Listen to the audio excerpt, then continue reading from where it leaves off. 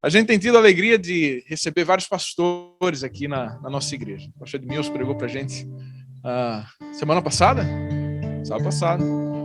Já tivemos a alegria de receber vários pastores. E hoje, para a alegria da Aline, do Paulinho e do Tiago, vocês perceberam que o Tiago hoje tem um sorriso diferente, né? Uma luz especial no rosto.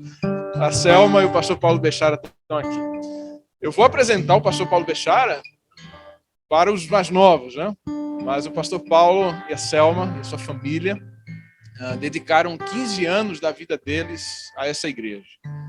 E a gente é muito agradecido pelo ministério que eles desempenharam aqui, por tudo que fizeram, tudo que realizaram, todos os corações que tocaram. E a gente tem, nessa manhã de sábado, a satisfação de recebê-lo aqui outra vez. Ele tinha vindo aqui, assim que, poucos meses depois da saída, ele voltou, mas era um evento especial, então não deu muito tempo assim da gente conversar. Mas graças a Deus temos a alegria e a oportunidade de vê-lo uma vez mais. Obrigado por aceitar o convite, pastor. Ele veio para um evento especial aqui pertinho e aceitou o nosso convite de estar aqui. Poderia estar em qualquer outro lugar, desfrutando da família, mas ele ama muito essa igreja. Tá bom? Eu posso testemunhar para vocês o quanto que ele ama essa igreja. E até hoje eles continuam contribuindo com essa igreja de várias maneiras. E uma das maneiras é a presença do Tiago aqui, né? É só uma delas, tá bom? E a gente continua sendo agradecido e dizendo, pastor, essa aqui continua sendo a sua igreja, sua família. Selma, aqui continua sendo sua casa. E nos dê alegria de compartilhar a palavra de Deus conosco nessa manhã. Deus abençoe.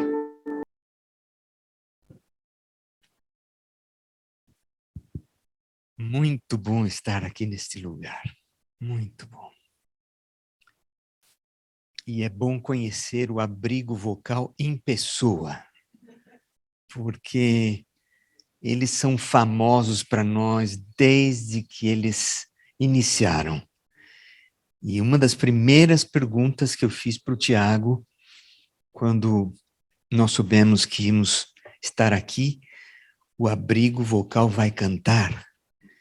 E eu não sei se eles já iam cantar ou algum arranjo foi feito, mas estamos muito agradecidos ao Senhor por este grupo maravilhoso com talentos indescritíveis, e esses talentos se mesclam em uma beleza muito mais indescritível ainda.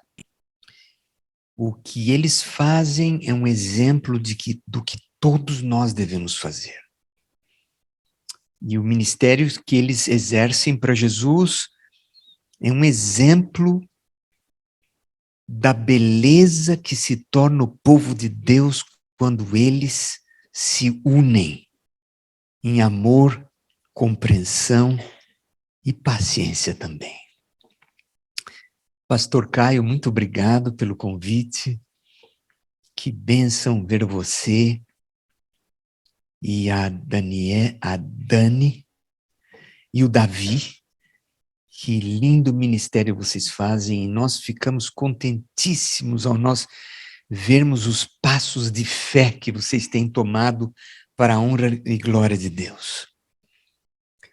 Na antiga igreja de Chino, que agora é Riverwalk, in this former Chino church,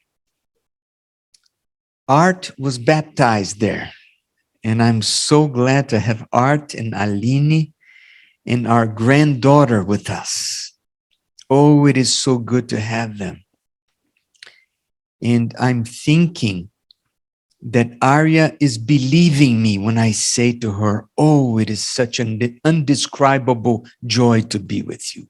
I think she's beginning to believe that. Ron, it is so good to see you also.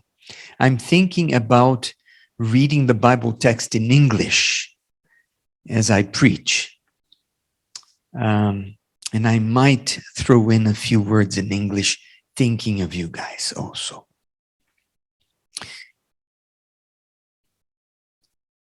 Já fazem 2 anos que a gente saiu daqui. Passa rápido, especialmente quando a gente ama o trabalho do Senhor. E a Selma é professora de 1ª e 2ª série Em inglês a gente diz, she's having the time of her life. E estamos lá há 2 anos, tem uma escola da igreja, nesta igreja de Middletown. E nós agradecemos a Deus pela oportunidade de servir no estado de Nova York também. Um pouquinho antes de nos despedirmos da Califórnia, eu fiz uma matrícula num doutorado numa escola nossa chamada AIAS, nas Filipinas. E comecei o doutorado por online, porque estávamos naquela situação do Covid. E pela primeira vez eu estive lá dos meses de abril e maio desse ano, e foi um grande privilégio estudar lá. Nós fizemos um mission trip, field trip, nas Filipinas, na ilha de Mindanao. E eu trouxe algumas fotos. Caso o Henrique consiga resolver o labirinto do meu computador, eu vou mostrar algumas fotos para vocês. E se não der, fica para a próxima. I want to invite you for the Bible reading in the book of Hebrews. Eu quero perguntar se vai ter tradução. Ah, vai ter tradução. Ok. Mas enquanto a tradução não é ativada, eu vou ler em inglês, porque a minha Bíblia está em inglês de qualquer maneira. Então, eu acho que vai ter que ser em inglês mesmo a leitura bíblica. Hebreus capítulo 12, versos 1 a 3. Hebrews 12, 1 to 3. It says, "Therefore we also, since we are surrounded by so great a cloud of witnesses, let us lay aside every weight and the sin which so easily ensnares us, and let us run with endurance the race that is set before us. Looking unto Jesus, the author and finisher of our faith, who for the joy that was set before him endured the cross, despising the shame, and has sat down at the right hand of the throne of God." Word of the Lord. Em cada livro da Bíblia, nós podemos ser beneficiados. Depending on the season of our lives, a book of the Bible speaks closer to our hearts than others. A carta aos Hebreus é uma carta para nos ajudar a perseverarmos na vida espiritual. E a vida cristã é comparada com uma corrida. Christian life is compared to a race. Quando a tradução ativar, vocês me avisem, porque nós temos um tradutor imediato aqui. Já está funcionando? It's working? Okay, perfect. I don't need to translate. You are very kind. Muito obrigado. Então, a tradução está funcionando, mas o pessoal que fala inglês não está com o fone no ouvido. Está faltando um. Você veja aqui, a tradução está sendo feita, mas o tradutor, seja quem for, ele está falando sozinho. É o Tiago? Então vamos falar para o Tiago para ele não falar sozinho, porque nós temos que ter certeza que o pessoal que precisa de tradução está com o fone no ouvido. Você veja aqui, Isso é um símbolo do Evangelho. O Evangelho é pregado, nós temos que ter certeza que as pessoas compreendem o Evangelho, não é? Então, caso o aparelhinho não tivesse funcionando, o tradutor, pastor Edmilson, estaria aqui nos ajudando.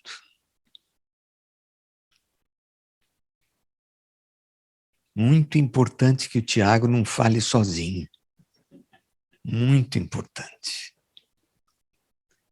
Art, give me a sign if you hear translation. Okay? Okay. Ron? Oh. Do you have the phone for translation? Oh, you do? That is amazing, Ron. That is very, very amazing. I am proud of you, Ron. You're well ahead of us. Yes. Alguém poderia me emprestar uma Bíblia em português, por favor? Muito obrigado, Dani. Então, quando as fotos estiverem prontas, nós estamos dando trabalho para os jovens hoje, que eles nos avisem, ok? Hebreus capítulo 12 é um texto bíblico extraordinário. Em outros lugares da Bíblia, a vida cristã é comparada com uma corrida. Mas não é uma corrida daquelas sprint, como se fala em inglês. Não, como é que fala sprint? Deve ser sprint mesmo, né? 100 metros rasos. 100 metros rasos. Obrigado, tradutor. A vida cristã é muito mais do que 100 ou 200 ou 400 metros rasos. A vida cristã é comparada, eu creio, com uma maratona. E você precisa se preparar para uma maratona. E uma das coisas que nós vamos fazer, segundo o texto bíblico, é nos livrarmos de pesos desnecessários. Eu estava esperando que o povo da nossa igreja não notasse que eu engordei nesses 2 anos. Mas os mais honestos e transparentes já falaram de cara. De cara. E não foi só Maria que falou, não. Maria, não se preocupe, outros falaram também. Isso é uma ilustração de carregarmos pesos desnecessários. Mas espiritualmente falando, a Bíblia está falando sobre pesos do pecado, que às vezes nós carregamos totalmente desnecessariamente. Cada um de nós pode ganhar essa corrida. Não é só 1, 2 ou 3 que ganham esta corrida. Espiritualmente falando, todos nós podemos ganhar esta corrida, contanto que olhemos para Jesus, como diz o texto. Contanto que perseverarmos na fé. E quando você lê o capítulo anterior fala dos heróis da fé. Os heróis da fé, o segredo deles não é porque eles eram bons em si mesmos, mas porque eles perseveraram olhando para aquele que é o Salvador e Senhor, que é Jesus Cristo. Vários deles olharam pela fé. Outros conheceram Jesus pessoalmente. E tem um texto em que Jesus está orando pelos seus discípulos, e ele diz, não somente por estes, mas por todos aqueles que vão conhecer a palavra e o Messias através destes. Jesus estava orando por você e por mim. A vida cristã é comparada a uma maratona. Todos podem ganhar pela graça de Deus. E o bom é que você não precisa correr. meu irmão Carlos, que já pregou nessa igreja há muitos anos, me escreveu todo animado, dizendo: Paulo, vamos correr na São Silvestre em São Paulo no final do ano. E vontade eu tive, mas eu disse: Carlos, eu estou muito pesado, não dá para correr. Ele disse: eu vou dar dicas para você. E começou a dar dicas e eu não respondia para ele. Tive que pedir desculpas porque eu não estou conseguindo seguir as orientações dele, porque eu tenho 2 igrejas, tenho papers para escrever, tenho pesquisa para fazer. Eu disse: Carlos, me desculpe, não vou conseguir acompanhar você. Mas pelo menos eu estou andando. Pelo menos estou caminhando. Nesta maratona, espiritualmente falando, você não precisa correr. Basta caminhar pela fé. E se você quiser correr, não faça os 100 metros rasos. A vida cristã é muito mais do que um sprint. É uma maratona. E se eu decidir correr essa maratona São Silvestre em São Paulo, com certeza eu vou caminhar também. 1/10 eu vou correr e o resto eu vou caminhar. Mas será que vale a pena? Tem que pagar para fazer isso.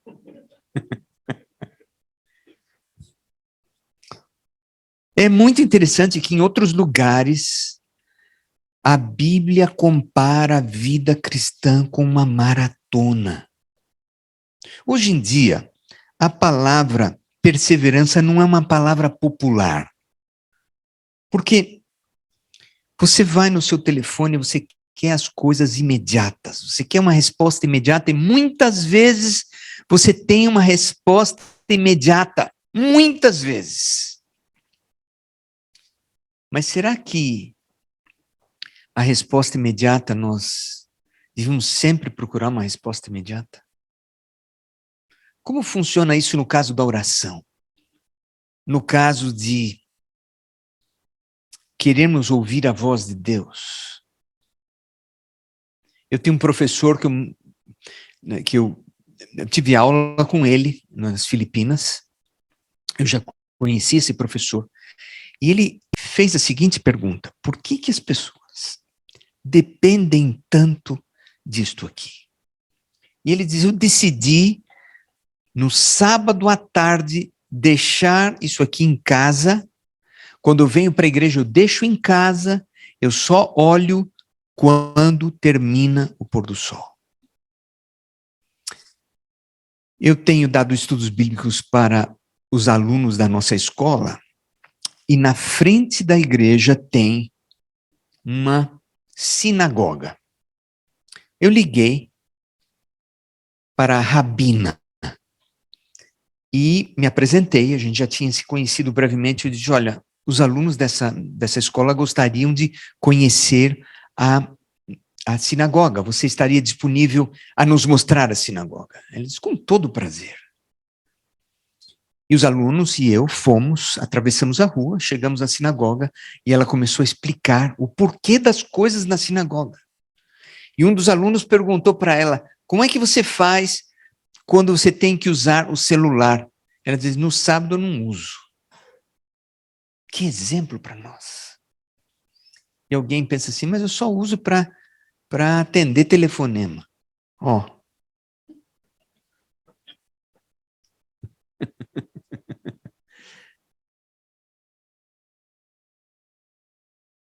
Nós estamos tão acostumados a depender desse quadradinho. E nós temos que, talvez seja um peso na nossa vida isso. Eu tenho um ancião da igreja e o pessoal começou a encorajá-lo, porque ele não tinha um celular. Até eu encorajei, porque a gente não conseguia falar com ele. Pois ele pegou um celular. E agora eu só vejo ele olhando para o celular. Me arrependi de ter encorajado o ancião a comprar um celular. O texto bíblico diz que nós devemos fazer a nossa parte para não carregarmos pesos desnecessários. Eu mencionei que todos podem ganhar nessa vida cristã, nessa maratona. Mas cada um de nós tem uma corrida diferente. Uma corrida única. A minha corrida pode não ser a sua, mas está no mesmo sentido, na mesma direção. Tem um autor americano chamado Eugene Peterson. Ele fez a paráfrase bíblica chamada The Message, que é uma paráfrase, não é uma tradução, mas uma paráfrase. Eugene Peterson também escreveu um livro chamado A Long Obedience in the Same Direction. Não é interessante esse título? Uma obediência longa na mesma direção. E é por isso que a palavra perseverança não é uma palavra popular hoje em dia. Daqui a pouquinho eu vou falar então sobre isso. Parabéns à equipe do som. Valeu, Henrique e Paulo. A palavra perseverança não é uma palavra popular hoje em dia, mas é uma palavra necessária na nossa vida cristã. Tem um texto no Salmo que diz: o justo pode cair 7 vezes, mas ele se levanta porque o Senhor o levanta e ele está novamente na jornada. Todos nós temos nossas fraquezas, nossos pontos fortes, our own addictions, maus hábitos. E o Senhor nos chama para nós crescermos na fé, deixando esses pesos inúteis para trás. Porque quando chegar no final da nossa vida, nós vamos olhar para trás e a pergunta vai ser, não, puxa, eu poderia ir para o shopping mais vezes do que eu fui. A pergunta vai ser, eu poderia ter orado mais do que orei. Poderia ter caminhado mais próximo do Senhor. A analogia da maratona é muito interessante, porque essa analogia nos anima a começarmos o preparo e começarmos onde quer que nós estejamos.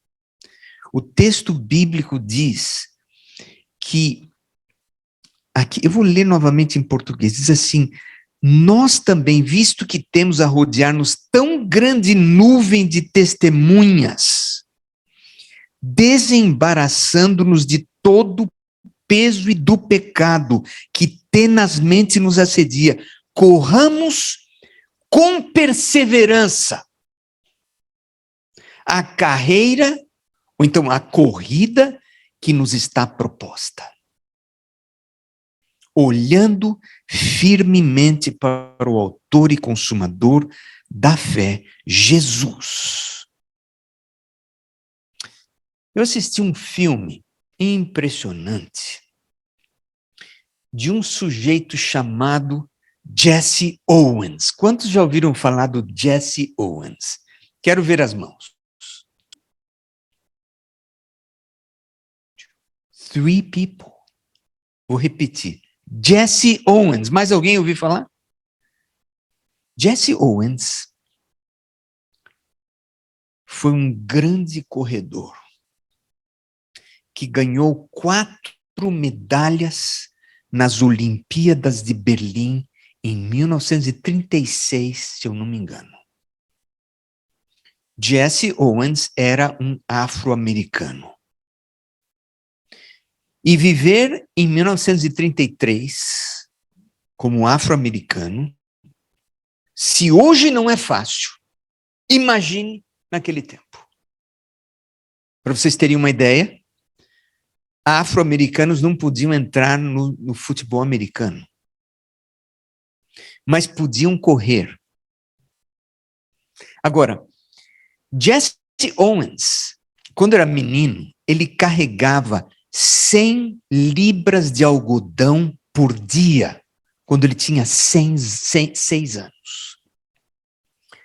Então ele começou a se desenvolver de uma maneira extraordinária desde cedo. E ele se tornou, como? 36. 1936. Então tá certo, né? Continua me checando. Muito bom. Cell phone helps sometimes. Com certeza, com certeza. Vejam, essas Olimpíadas de 1936, Acho que tem um filme sobre isso. com certeza tem um filme sobre isso. Eu assisti esse filme ontem. Lembrando aqui da mensagem. Um filme fenomenal. Porque mostra a corrida desse sujeito chamado Jesse Owens. Ele se especializou em 100 metros, 200 metros e até chegou a correr 400 metros. Ele ganhou 4 medalhas de ouro em 1936 em Berlim. Mas havia um outro problema. Em 1936, ninguém sabia disso, mas em 1939 o Hitler ia invadir a Polônia. E com a invasão da Polônia, iniciaria a Segunda Guerra Mundial. Mas as perseguições contra o povo judeu na Alemanha já estavam acontecendo. Eu não me lembro quando aconteceu o Kristallnacht, mas se você quiser checar, pode checar. Mas, então havia esse problema. Então, muitos afro-americanos estavam dizendo para o Jesse Owens, não vá. Porque você não indo, você vai demonstrar para os alemães que eles devem tratar melhor a todos. Porque os alemães, eles estavam maltratando os judeus e também os negros. E também homossexuais. Porque o regime de Hitler acreditava na pureza da raça branca. Vejam o absurdo. O absurdo que alguém pode chegar. E por que Hitler foi um grande líder? No começo ele fez coisas boas para o povo alemão. Ele foi secretário de educação. Foi secretário de educação. Ele foi going up the ladder. Você checou o Kristallnacht? Ele tem um monte de coisa lá. Tem muita coisa, vamos deixar para depois. Você veja que é bom deixar o telefone de lado também, né? Vejam, era um momento terrível de se viver, especialmente na Europa. Então, a organização que eles chamam de NAACP, eu acho que é isso, é NAACP. Ron, can you help me with that? What is that organization? National Association for the Advancement of the Colored People. Então, os afro-americanos, eu não sei como é que surgiu essa organização, era para defender os afro-americanos no meio de muita segregação. Então, os afro-americanos estavam dizendo para o Jesse Owens, não participe. O que o Jesse Owens dizia? Ele chegou a balançar na decisão. Mas ele disse para as pessoas, quando eu corro, eu me sinto livre. É o único lugar, o momento dessa corrida de 10 segundos ou menos, ele fazia em 10 segundos ou menos. Nesse momento, nada está na minha mente, só correr. E eu me sinto livre enquanto eu estou correndo. O que aconteceu? Ele foi para Berlim. E o treinador dele foi muito importante na vida dele. O treinador dele dizia para ele, Jesse, você tem que aprender a bloquear as distrações. Especialmente, ele estava falando especialmente quando as pessoas falavam nomes para ele. Mesmo no meio da corrida. Os que jogavam futebol americano mexiam com ele. E o treinador, que era branco, disse: Jesse, você tem que aprender a bloquear as distrações. O que está passando ao redor seu, it's noise, é barulho. Que aplicação para a vida cristã isso.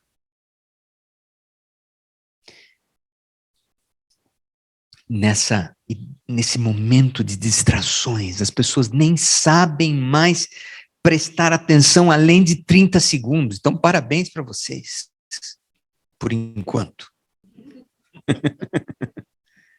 Eles chamam de attention span. Se foi embora. 30 segundos depois. Jesse Owens aprendeu a focalizar naquilo que era o mais importante para ele. Embora ele fizesse os 100 metros rasos, 200 metros rasos, a vida dele foi uma maratona. Ganhou 4 medalhas. O governo americano reconheceu Jesse Owens em 1990, depois que ele já estava morto. Reconheceu oficialmente como um herói de cada dia. Jesse Owens aprendeu a filtrar os barulhos ao redor, aprendeu a focalizar no que era mais importante, que era correr.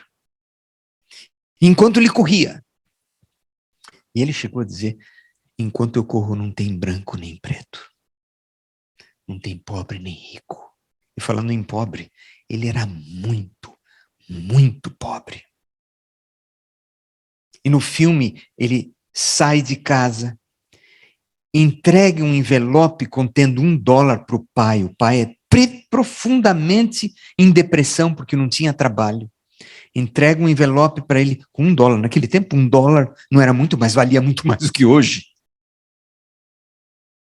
E ele olhou para o pai e disse assim: pai, things will turn around. Things will turn around. Que pessoa extraordinária! Então, essa comparação bíblica da vida cristã como uma maratona é muito especial. Vamos olhar para o texto que está em 2 Timóteo, capítulo 4, verso 7, e você vai ver uma comparação com a corrida novamente. 2 Timóteo. Como? Sim. Things will turn around. As coisas vão melhorar. Podem traduzir melhor do que eu, se vocês quiserem, pastor. As coisas vão melhorar. Things will turn around. Obrigado por levantar a mão. Segunda carta, Timóteo 4:7. Paulo, no final da sua vida, diz: combati o bom combate. Completei a carreira, ou então, completei a corrida. Guardei a fé. Tem coisa mais importante que isso, minha gente? Eu pergunto, tem coisa mais importante do que isso? Combati o bom combate. Completei a carreira. Guardei a fé. Coisa impressionante. Eu gostaria que você acreditasse nisso. Se nós compararmos a vida cristã com uma corrida, e você pode caminhar, não precisa correr. Isso é mais uma ilustração de que a salvação está ao seu alcance. Porque o segredo é olhar para Jesus. Tem um texto em Hebreus que diz: Jesus foi tentado em tudo à nossa semelhança. Ele abriu o caminho. Ele foi o desbravador, foi o pioneiro, foi o iniciador da fé, foi o consumador da fé. The finisher of our faith. E quando diz o consumador da fé, quer dizer, ele vai estar com você até o fim, se você decidir perseverar. É por isso que existe o texto bíblico, palavras de Jesus, que diz: aquele que perseverar até o fim será salvo. Combati o bom combate. Terminei a corrida. E qual foi a última expressão? Como? Guardei a fé. E o que quer dizer guardar a fé para Paulo? Quer dizer compartilhar. Quanto mais você compartilha, mais você guarda a fé. Vamos mostrar as fotos? Eu vou mostrar as fotos de uma viagem para as Filipinas. Isso aqui eu não peguei na internet, foi uma foto mesmo da nossa viagem. Um dos nossos professores, logo ali na frente, a ilha de Mindanao, nas Filipinas. Pastor Paulo, tem algum lugar onde você já não foi? Nunca foi. Mas morou na Indonésia. E essa camisa aqui é da Indonésia. Chama-se batik. Eu gosto muito de usar essa camisa na minha igreja, porque o pessoal gosta muito de gravata lá. E com essa camisa, you're not supposed to use a tie. Não pode usar gravata com essa camisa. Então, conversem aí, conversem. Então, só queria que vocês soubessem desse segredinho. Então, a ilha de Mindanao é uma ilha fenomenal com vários povos, incluindo muçulmanos. Vamos para a próxima.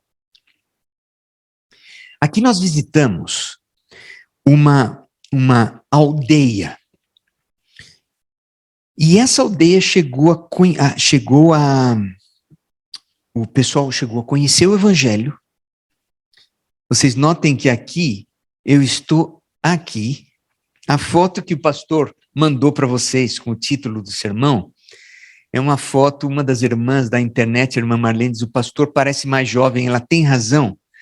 Por quê? Porque aqui estou eu e o professor, porque eu sou o mais velho dos alunos. O professor olhou para mim e disse assim: Paulo, você vai ter que tirar a barba e você vai ter que pintar o cabelo. Imagine cada tarefa que eles dão para a gente. Mas vejam, por que ele falou isso? Não, vejam, por que ele falou isso? Ele falou isso porque nós iríamos passar por uma área não tão segura nas Filipinas. E ele não queria que eu parecesse diferente dos outros. Muita gente com o olho puxado lá também, mas é sobre isso eu não pude fazer nada. Mas vejam que é temporary. Então, eu tive que pintar o cabelo. Nunca pensei que ia pintar o cabelo. E eu estou tentando convencer a minha esposa a não pintar a tempo, e agora eu nunca mais, decidi não falar mais. Mas eu nunca pensei eu mesmo em pintar o cabelo. Mas para respeitar o professor, pintei o cabelo e... O quê? Vamos ver se vai aparecer, talvez apareça. Então vejam, o mais importante dessa foto é que o chefe da tribo aceitou o evangelho. Ao ele aceitar o evangelho, 80% da tribo aceitou o evangelho também. Vejam, no tempo da Bíblia, era assim que se passava, as coisas passavam assim. Cornélio e a sua família vieram para a fé.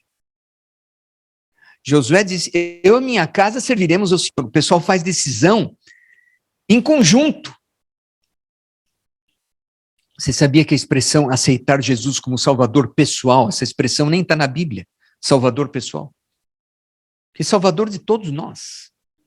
Vamos para a próxima foto, então. Aqui está um close mais perto, assim, mas não tão perto, né, Maria?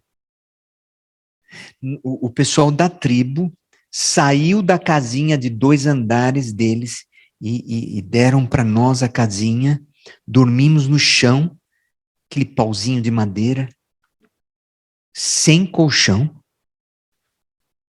Mas o pior de tudo é que eram os meus colegas mais jovens, fizeram um coro de ronco assim, perto, porque eles pegavam no meu pé e diziam assim, Paulo, tem a entrada para os seniors lá no avião.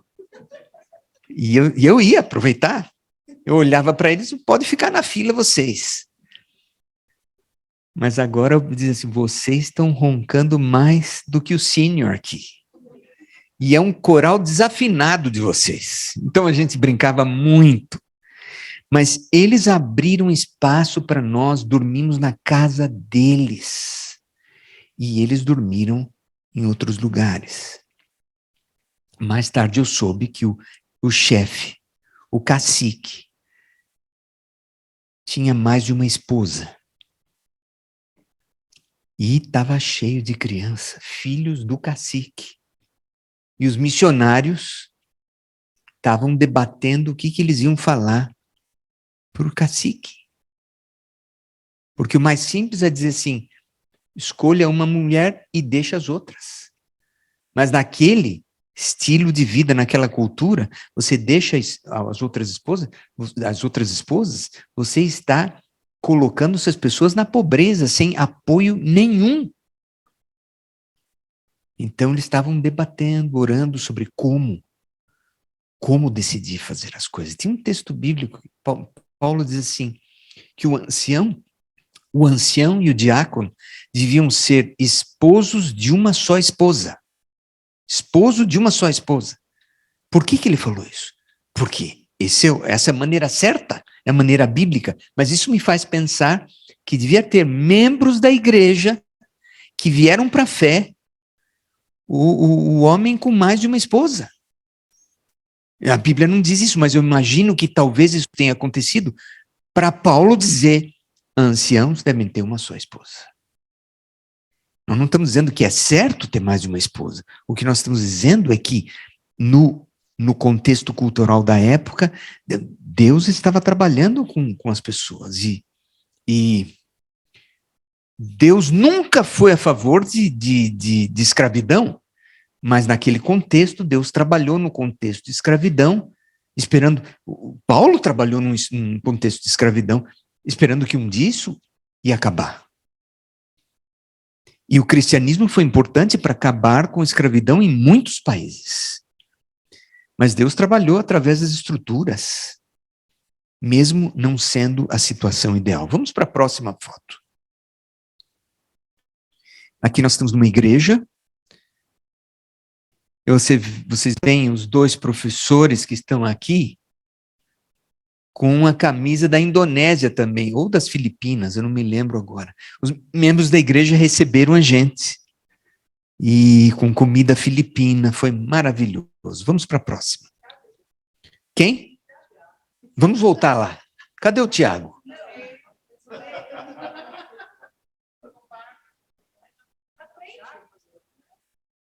Esse aqui? Esse? Vocês podem vir perto, é muito diferente do Tiago. Mas boa lembrança. Vamos para a próxima. Aqui é uma fruta maravilhosa. Maria, aqui eu já estou mais perto. Você vê, não tem um fio de cabelo branco. É total ilusão isso aí. É durian. Quantos gostam de durian aqui? Mas eu gosto muito de durian. Tem um cheiro marcante, mas é uma fruta extraordinária, o durian, e tem outras frutas também. Vamos para a próxima. Essa é uma mesquita cor-de-rosa, como vocês podem ver. Vamos para a próxima. Muito calor lá também, dentro da mesquita. Próxima. Essa foto é muito especial. Está passando na internet essa foto, não? Dá para bloquear um pouquinho? Se der. Então, pode deixar assim mesmo. Então, vocês já viram a foto. Pode continuar a internet, se quiser. Vocês já viram a foto? Existe uma cidade nesse país onde eu mencionei, que é uma cidade islâmica. E é uma experiência fascinante essa.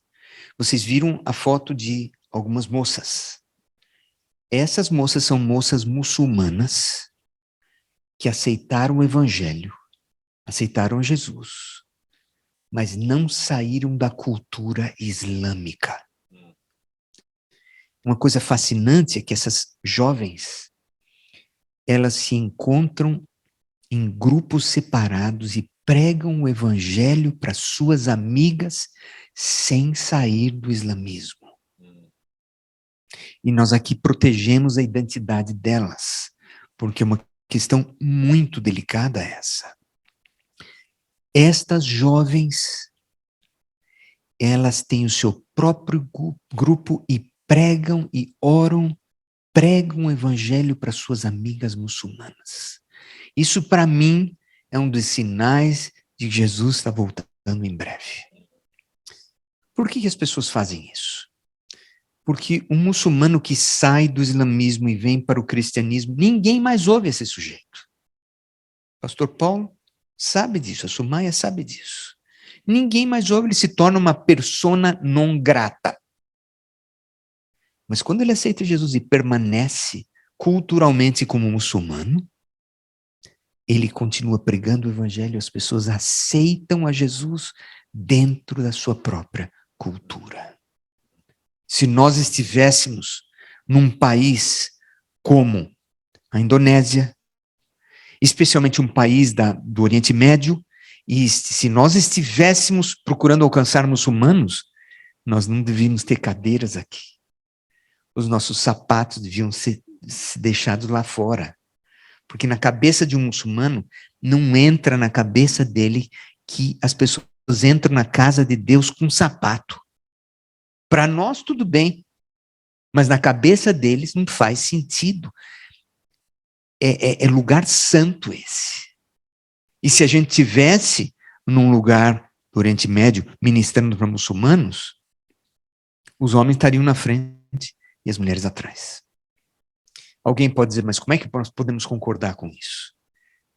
Porque perante o Senhor somos todos iguais. Mas, quando estamos trabalhando para pessoas, alcançando para o Evangelho, nós temos que lembrar que temos que iniciar onde as pessoas estão. Onde as pessoas estão. O Evangelho é poderoso.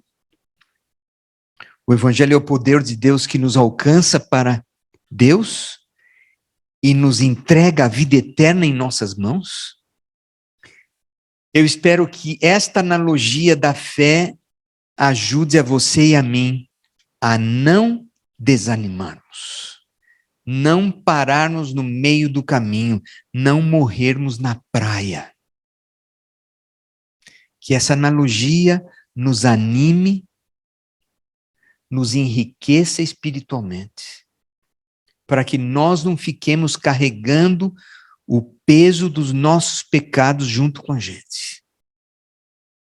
Cada um tem uma carreira diferente, cada um tem uma corrida diferente, mas todos estamos indo para a mesma direção.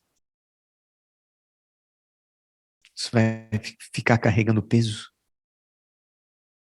Que tal nós fazermos uma decisão no nosso coração para vivermos uma vida mais perto do Senhor Jesus Cristo?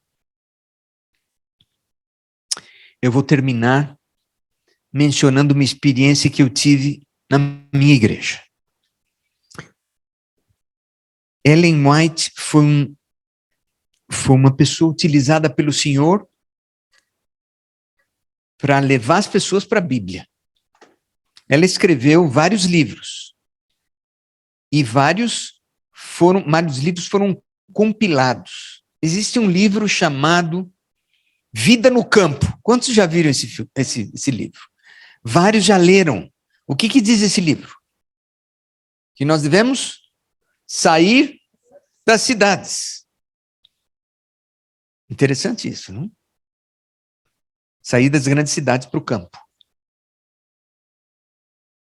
Por outro lado, Ellen White também diz que deviam ter muitos pontos de luz nas cidades. E esses pontos de luz são igrejas. Como é que você concilia as duas coisas? Que nós devemos sair das cidades e, ao mesmo tempo, devia ter pontos de luz nas cidades para iluminar o evangelho de Jesus ao redor. Como é que nós podemos conciliar as duas coisas? O pessoal da minha igreja não gostou quando eu falei isso. Porque o pessoal da minha igreja é conservador, eles querem sair da cidade. Muita gente que está na minha igreja já saiu de New York City. Eles não querem nem saber de New York City. E eu disse para eles, mas vocês moram na cidade ainda. E eu estou mais longe da cidade do que vocês. Eu falei. Eu moro numa cidade, olha o nome, Matamoras, Pensilvânia. Olha o nome da cidade, 2.000 habitantes. Eu mencionei para eles que, sim, algumas famílias, se Deus impressionar, no momento certo, podem sair da cidade e morar no campo. Mas imagine se todas as pessoas saíssem da cidade. Como é que você ia pregar? Você pode ir para a cidade e voltar. Mas não funciona muito bem isso. Ela escreveu com 82 anos. Ellen White escreveu com 82 anos. Ela disse assim, se Deus me der forças, eu quero estar na cidade. Por quê? Porque ela queria estar na cidade? Não, é para pregar o evangelho, minha gente. Então pode ser que Deus impressione você, um dia desses, a mudar para o campo. Ore sobre isso, faça essa decisão junto com a sua família. Mas pode ser que Deus impressione você a permanecer na cidade por um bom tempo. Você pode comprar sua casa, você pode ter um bom trabalho, mas lembre-se que a sua missão principal não é essa. É pregar o evangelho para as pessoas ao seu redor. Essa é a sua missão. Essa é a minha missão. O Art, o meu genro, ele está numa turma de motoqueiros. E ele, no domingo, às vezes sai, às vezes no fim de semana, e às vezes leva a Aline também para acampar. Ele tem um círculo de amigos, os motoqueiros falam a linguagem de motoqueiro. Se o Art um dia se aventurar a me convidar, porque ele não me convidou ainda para ir junto. Se um dia ele se aventurar a me convidar, e eu for com ele na moto, eu vou falar uma linguagem totalmente estrangeira para os amigos dele. Eu tenho que ter o Art como meu guia. Porque embora a gente fale inglês, a linguagem deles é diferente. Esses dias eu perguntei para o Thiago, escuta, você e o Art, quando tem a foto, vocês fazem assim, o que quer dizer isso aqui? Nós temos que aprender a língua linguagem dos nossos filhos. Nós pensamos que falamos a linguagem dele porque falamos em inglês? Você é estrangeiro em muitos sentidos. Mas o Art, ele no círculo dos amigos dele, ele pode pedir a Deus para dirigir, para que ele fale do evangelho para os amigos dele, dentro do círculo de influência dele. E cada um de nós tem um círculo de influência. E nós podemos fazer oração, Senhor, me ajude para que dentro do meu círculo de influência eu seja uma bênção para as pessoas. Mesmo que eu não pregue com palavras, me ajude a vivenciar o evangelho. E quando o Senhor me impressionar, eu quero falar do evangelho para as pessoas. O Ron tem um círculo de influência. Pessoas que eu nem conheço. Pessoas que ouvem o Ron. Pessoas que admiram o Ron. Cada um de nós tem um círculo de influência. Quando Jesus voltar, ele vai dizer para os fiéis, servo bom e fiel, foste fiel no pouco, sobre o muito te colocarei. Lembre-se, você está na cidade, você tem uma missão, você tem o seu trabalho, mas o seu trabalho você tem porque você tem uma missão. E você pode alcançar pessoas que o pastor não pode. Então, quantos querem perseverar nesta corrida? Quantos querem perseverar nesta corrida? O segredo? olhar para Jesus com perseverança. Você corre, espiritualmente falando, pela graça do Senhor você bloqueia as distrações e pela graça do Senhor você deixa para trás os pecados, porque a Bíblia diz, a minha graça te basta. Louvado seja o nome do Senhor. Amém. Antes da oração, eu quero perguntar se alguém nesta congregação sente que Deus está chamando você para permanecer com Ele, permanecer persistente nesta corrida. Se você sente que o Espírito está impressionando você a tomar um passo adiantado da fé, venha para frente para nós orarmos juntos.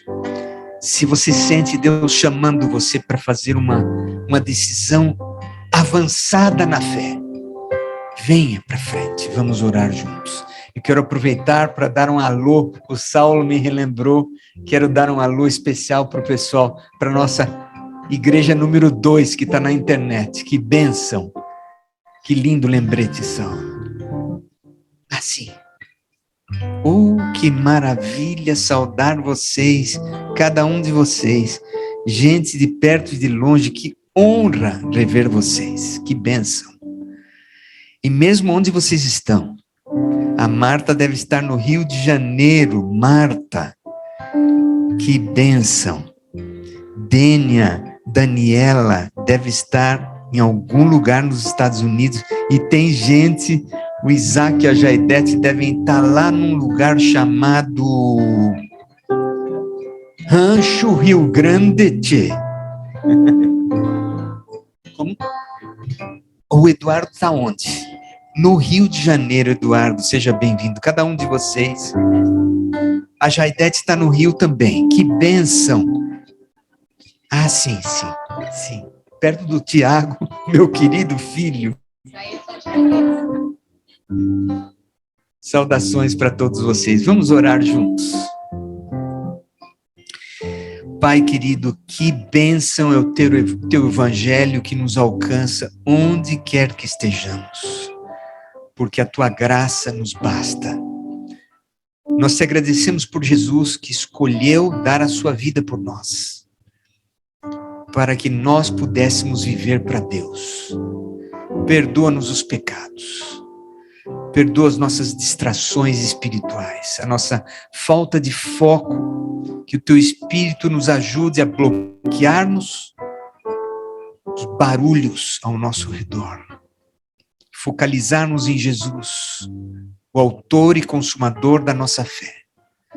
Ajuda-nos todos que estamos fazendo uma decisão avançada de fé, de confiar no Senhor, e confiar que o Senhor nos perdoou e nos perdoa. E ao nós nos prepararmos para a volta de Jesus, que sejamos engajados na missão. Em nome de Jesus. Amém.